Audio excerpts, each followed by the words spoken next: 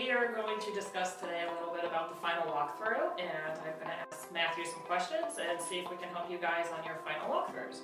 So Matthew, what if we get to do the final walkthrough and it's noticed that the seller won't provide the receipts prior and or they haven't done the repairs? What options do we have? Okay, so this question comes up a lot, which is why we're having this video.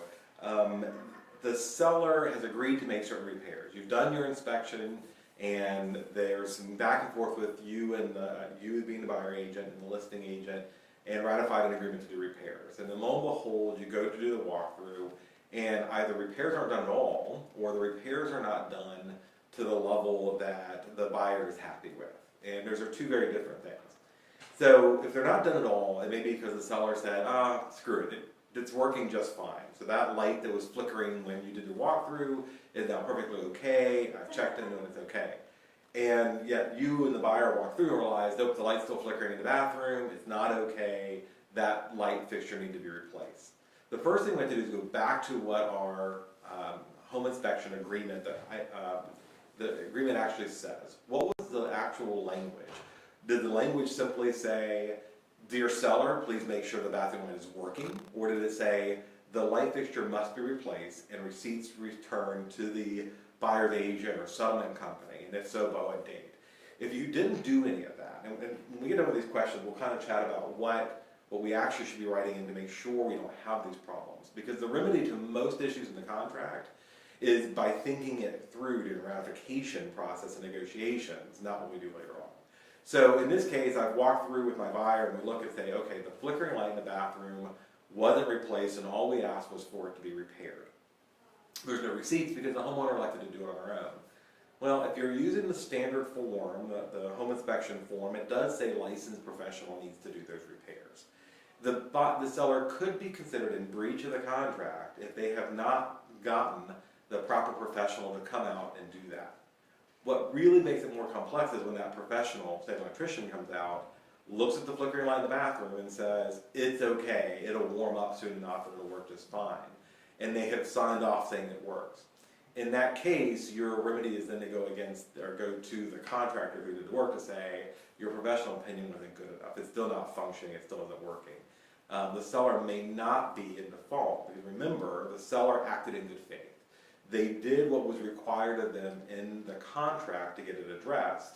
The fact that the contractor they hired did not function well means your cause of action is probably against them. You can still delay closing and say the guy that you hired isn't good, you have some vicarious liability for hiring a crappy contractor, but you're not going to be able to just say you're in default for not fixing this. You may have to work it out and extend closing. So what if they don't actually do any repairs? Okay, so they haven't done any repairs at all. And your agreement says they have to do the repairs. And it's not a question of it has to be a normal working order, and it was when they checked it, but they just refused not to do any of that. Good chance that they're probably in breach of the contract, they didn't act in good faith, they didn't perform as the contract and their agreement required. The first thing to do is get your buyer hooked up with an attorney to ask them questions. Remember that threatening to not close is probably your absolute worst negotiations tactic. It puts up walls, it gives you no other remedy, it calls into question whether you're even legitimately able to not close, because there may be interpretations between the buyer and seller that have to be worked out to say, why wasn't this addressed? Always, always, always, my first approach is to be nice and casual and call up and go, hey Dad, my buyers did a walkthrough today, I know we have closing in a day or two, we noticed that the flickering light in the bathroom that you agreed to repair hasn't been repaired yet. Can you tell me, did we not give you enough time? What do we need to get that fixed? Were you aware of this? And sometimes the sellers forget, especially if you've got lengthy home inspection addendums. Sometimes the contractor says he fixed it and signed off on it, but it wasn't. Always assume the best from the seller through the listing agent until you have evidence that they've totally neglected or refused to repair it. If they're outright refusing to repair it, and they didn't act in good faith, more than likely they're in breach of the contract, the buyer should call an attorney, and the buyer should consult with an attorney who is generally not the settlement attorney to see if they should even close or not. But that's never our decision. Okay.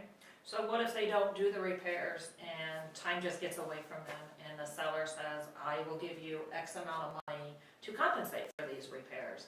But the lender, that would put everything back into having to be redisclosed, and now we've delayed closing. What options do we have at that time, especially when a title company comes back and says, no, we won't hold escrow? Okay, so here's the deal. We've seen throughout the year several different approaches to this problem. So we get to watch home inspection, and if the item wasn't fixed well enough, or like you said, they just ran out of time, we can't get it done, can we give you money? The first question always for the buyers, go back to the loan officer and say, dear loan officer, are we allowed to do this? Because remember, the contract says it's up to the buyer to ensure that they can get whatever credit the seller is giving them, and if they can't, the lender says no, the seller's off the hook, the buyer must perform the year to closing, period. If the item is something that is substantially bad enough that the lender can't give the loan anyway, so let's say we find out there's no water running in the house at all, the whole water line is destroyed, the lender's probably not going to get a loan on that anyways, and so the buyer agent can call the lender and go, we want either to compel the seller to fix this and give an extension, or we'll now the contract and get the lender to decide whether or not they can write a letter saying the house doesn't meet the qualifications anymore and get out. So if they want to give the credit, remember the 3-day rule for the closing disclosure that the buyer and seller have to have, or the buyer has to have 3 days to review it. So you have to work that into whatever period you have if they're giving money towards it. So let's say the lender says yes to it, then make sure that you have rescheduled closing to give time for underwriting to approve this credit, and it must be on the settlement statement. One of the dumbest things I see is when agents are like, well, we'll just have the buyer and seller take care of it at a closing. First, your buyer almost always is going to sign an affidavit at closing saying there's no money, there's nothing taking place or exchanging hands of value outside of what is listed here on the settlement disclosure statement. That's the purpose of the disclosure statement, is so that everybody knows what's going on, including the lender. From time to time, you have a loan officer who will say, you know what, just take care of it, I don't want to know about it. Anytime someone doesn't want to know about something, whether it be your broker or the loan officer or your client, it's because it's probably illegal. As a matter of fact, there have been cases in which the money taking place for credit or repairs outside of closing is actually being considered felony bank fraud because the lender said no or didn't approve it.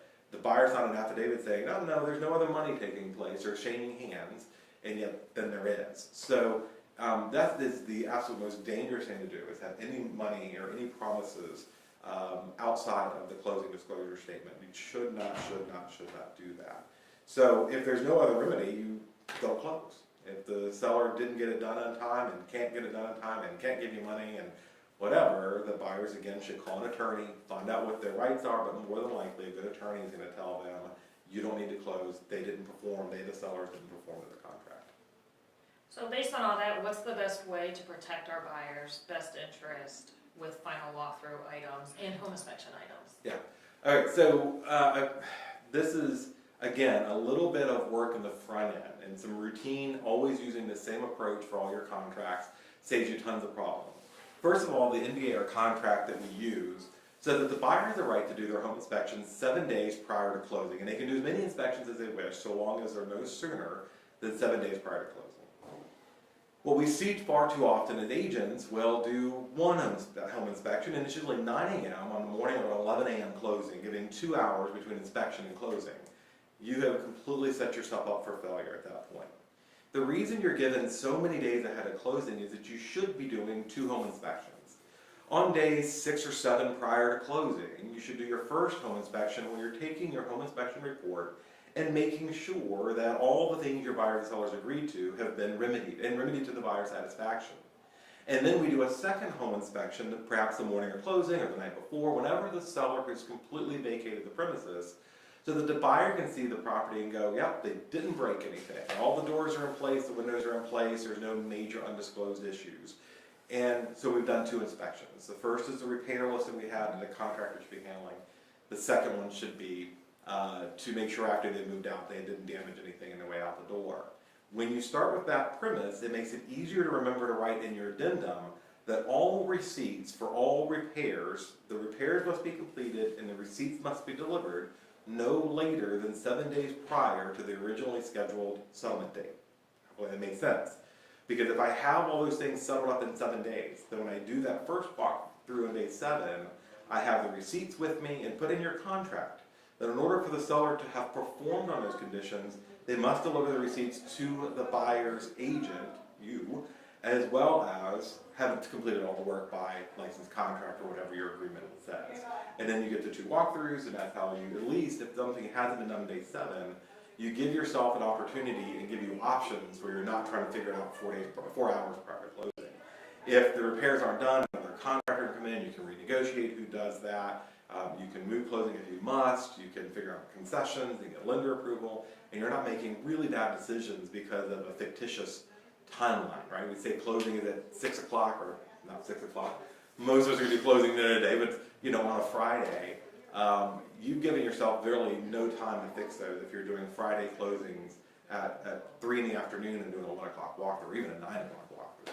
So that's the big thing, is make sure that the work's done and the receipts are delivered at least 7 days prior to closing, that you follow what the pre-type paragraph is about being a professional doing this work, so that there's a professional, a licensed contractor standing behind the work, so even after closing, when the seller's obligations are resolved. Because I think that's an important point to remember, is generally speaking, unless they intentionally hid something from you and tried to get by with it, the seller has pretty much no obligations to your buyer after the closing is done. The contractors, if they were licensed, who did the work for the home inspection prior to closing, the buyers may have remedy against them for not performing and not performing well in the work they were paid to do. Very good. All right, that's it? That's it, unless you have more you want to add. Nope, that's it. Good luck. Well, hopefully this cleared things up, and ultimately, always ask your broker. Thank you.